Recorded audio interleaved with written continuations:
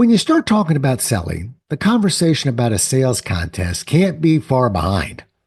Let's have ourselves a pocket sized pep talk because I want to tell you about the dangers of sales contests and the impact this can have on the perception of selling.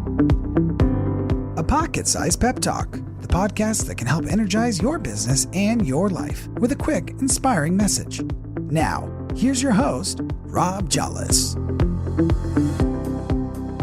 Companies and sales managers are constantly looking for ways to motivate salespeople and increase sales. Oh, yeah. One of the most traditional approaches is to create a sales contest. After all, who wouldn't be motivated by a few extra dollars in his or her pocket? Turns out the surprising answer to that question is most salespeople.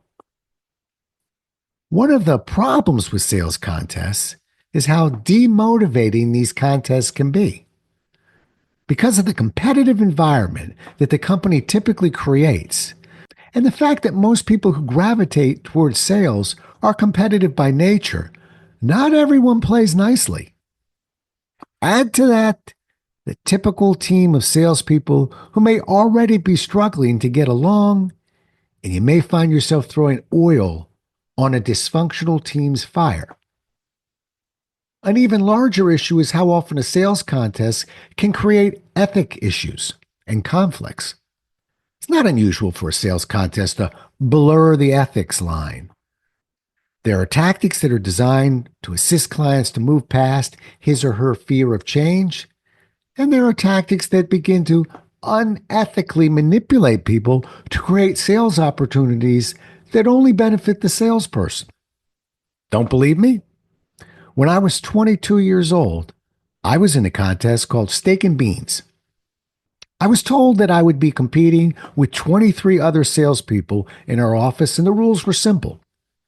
After 1 month, the top 12 sales reps and their significant others would be eating steak at the manager's house, and the bottom 12 and their significant others would serve the steak to them and eat beans while standing around in the kitchen. Sound like fun? Like every other member of that team, I was bound and determined not to humiliate my girlfriend by having her watch me serve steak to others while standing around in a kitchen eating beans. The contest had its desired effect for the company. We sold more product that month. Unfortunately, there were some unspoken side effects too.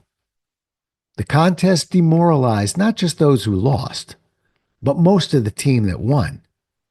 Turns out it's not much fun to watch a fellow member feel angry and embarrassed while serving you steak. There was another side effect that was far more sinister. I found that there was a cost in my effort to stay out of that kitchen and be able to sit beside my girlfriend while we ate steak. To achieve the numbers I needed to achieve, I found that I no longer cared whether a product was right or wrong for my client. All I cared about was selling the product and being on the correct side of those contest results.